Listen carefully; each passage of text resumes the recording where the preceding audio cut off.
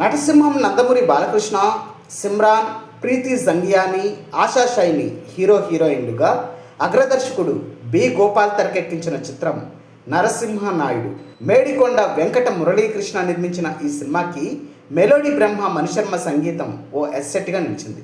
2001 జనవరి 11న సంక్రాంతి కానుకగా విడుదలై ఇండస్ట్రీ హిట్గా రికార్డులకెక్కిన నరసింహనాయుడు చిత్రం 124 కేంద్రాలలో అర్ధశత దినోత్సవం, 105 కేంద్రాలలో శత దినోత్సవం జరుపుకొని అప్పట్లో వార్తల్లో నిలిచింది.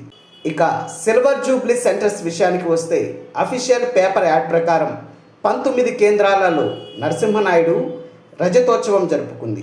ఆ కేంద్రాల వివరాల్లోకి వెళ్తే హైదరాబాద్ దేవి, అనకాపల్లి రాజా, కాకినాడ తిరుమల, ఏలూరు మినీ అంబిక, తాడేపల్లిగూడెం కృష్ణ బాలాజీ, విజయవాడ అన్నపూర్ణ, గుంటూరు కృష్ణమహల్, తెనాలి గేటి, ఒంగోలు గోపి, చీరాల సంగం, నెల్లూరు నర్తకి 70mm, కందుకూరు మోహన్, సూలూరుపేట మనోహర్, కర్నూలు ఆనంద్, ఆదోని సాయిబాబా, ఎమ్మిగనూరు శివ, ప్రొద్దుటూరు చాంద్, అనంతపురం నీలిమ, తిరుపతి పళని.